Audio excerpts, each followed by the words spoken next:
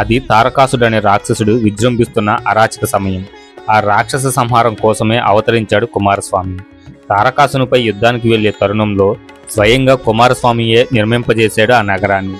అదే చోళ దేశంలోని సైవలూరు. ఏ కాలంలోనూ ఎడతెరగకుండా పారే కావేరీ నది జలాలతో, పచ్చగా కలకల్లాడే పైరు పంటలతో అలలారుతుంది ఆ నగరం.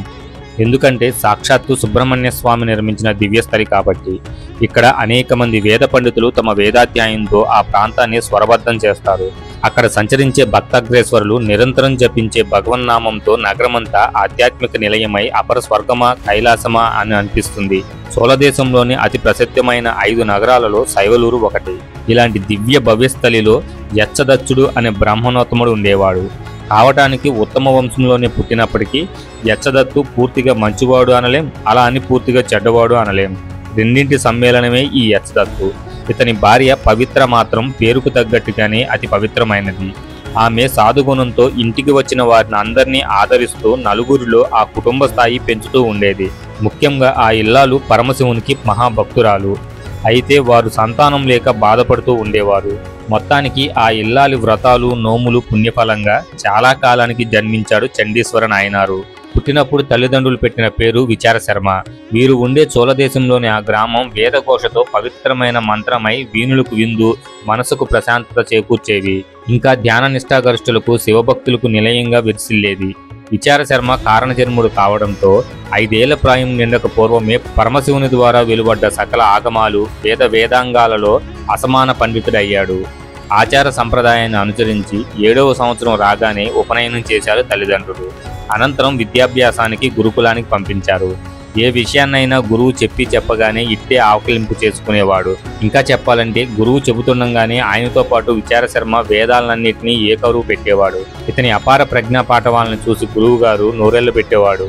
ఇంతటి అపూర్వ మేధా సంపన్నుడైన శిష్యుడికి తాను గురువైనందుకు ఎంతో సంతోషపడిపోయేవాడు. ఇలా ఉండగా ఒకనాడు గురుకుల విద్యార్థులతో పాటు సమితులు తెచ్చేందుకు విచారశర్మ అడవికి వెళుతూ ఉండగా ఒక ఆవుల మంద ఎదురైంది. అందులో ఒక ఆవు ప్రసవించి కొద్ది రోజులే అయ్యింది. దానితో ఆ ఆవు మందలో నడవకుండా వేరే దారిలో నడుస్తోంది. దాన్ని మందలోకి చేర్చేందుకు పశువుల కాపరి దాన్ని కర్రతో విపరీతంగా కొట్టి మందలో కలిపాడు. ఈ దృశ్యం విచారశర్మ కంటపడింది.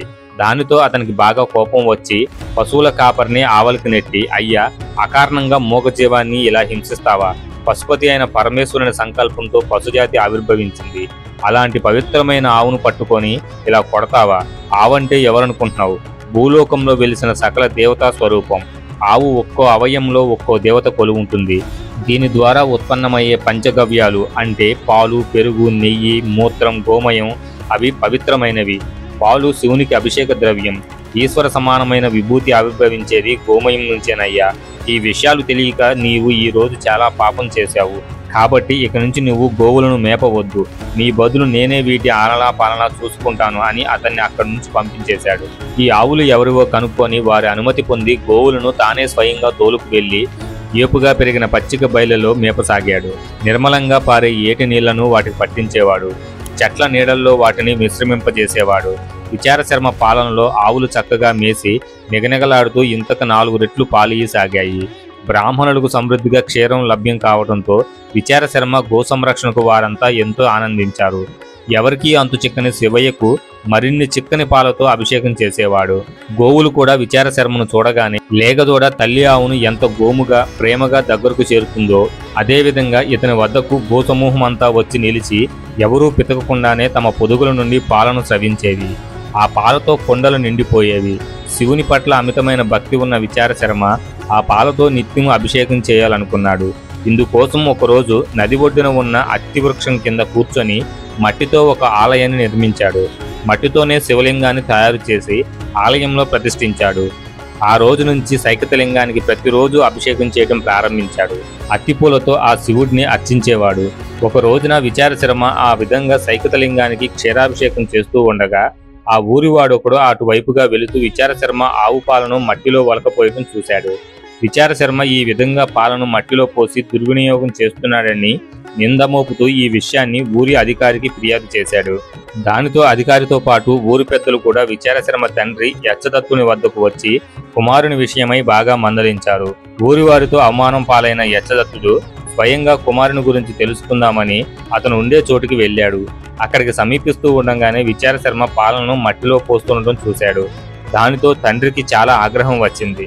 కుమారుడు తన కడుపున చెడబుట్టాడంటూ అక్కడ జరిగేదేదో కూడా సరిగ్గా చూడకుండా కొడుకు ధ్యానంలో నిమగ్నమై ఉన్న సమయంలో విచారశర్మ కర్రతో కొట్టి పాలకొండను తోచేశాడు. విచారశర్మ కళ్ళు తెరిచి తండ్రి శివాపరాధం చేశాడని కోపిస్తూ కర్ర తీసుకొని తండ్రి కాళ్ళపై విసిరాడు. విచారశర్మ విసిరిన కర్రే గొడ్డలై తండ్రి కాళ్ళను నరికివేసింది. ఆ దెబ్బకు తండ్రి చనిపోయాడు. ఈ విధంగా పరమేశ్వరుడు విచారశర్మ భక్తికి పరీక్ష పెట్టాడు. విచారశర్మ తానేం చేస్తున్నాడన్నది కూడా ఆలోచించకుండా తండ్రి చేసిన శివాపరాధం ఒక్కటే పరిగణించి దోషిని శిక్షించాడు. తరువాత తిరిగి శివధాన్యంలో నిమగ్నమయ్యాడు. పరమేశ్వరుడు విచారశర్మ శివదీక్షకు అమితంగా సంతోషించి పార్వతీదేవితో ప్రత్యక్షమయ్యాడు. అంతేకాదు, ఒక్క అమ్మవారికి తప్ప దక్కని ఆలింగన అదృష్టం శివుడు విచారశర్మకు కల్పించి అతగాడిని ఆధారంగా ఆత్మీయంగా హృదయానికి హత్తుకున్నాడు. ఆ క్షణమే విచారశర్మ శివుడితో సమానమై బాసిల్లాడు. శివుడు తన మెడలోని హారాన్ని తీసి విచారశర్మ మెడలో వేసి విచారశర్మకు సారూప్యముక్తిని అనుగ్రహించాడు. భక్త, నీవు చేసే నా పూజకు అడ్డు వచ్చాడని కన్నతండ్రినే కడతీర్చేందుకు పూనుకున్నావు. కాబట్టి నేటి నుంచి నేనే నీకు తండ్రిని. నీకు చండీశ్వర తత్వాన్ని ఇస్తున్నాను. నువ్వు నాకు విరిమాలలు, వస్త్రాలు, కమ్మని విందు నైవేద్యంతో నన్ను అర్పించావు. అందుకు నేనెంతో ఆనందిస్తున్నాను. అందుకు నీకు వరాన్ని ప్రసాదిస్తున్నాను. ఇక నుంచి నా భుక్త శేషాన్ని తినే హక్కు నీకొక్కడికే అనుగ్రహిస్తున్నాను. నా అర్ధాంగి కుమారులకు కూడా ఆ శేషాన్ని తినే హక్కు లేదు. నీ ఒక్కడివే శేషాన్ని తిను అని అన్నాడు. పరమశివునిపై అతనుకున్న అనితర భక్తి కారణంగా తండ్రి హత్యా పాతకం అతన్ని అంటలేదు. మహాభక్తునితో హత్యకు గురయ్యాడు కాబట్టి తండ్రికి కూడా శివ సాయుధ్యం లభించింది. ఇప్పుడు మనం మన శివాలయాల్లో చూసే చండీశ్వర విగ్రహమే ఈ నాయనారు.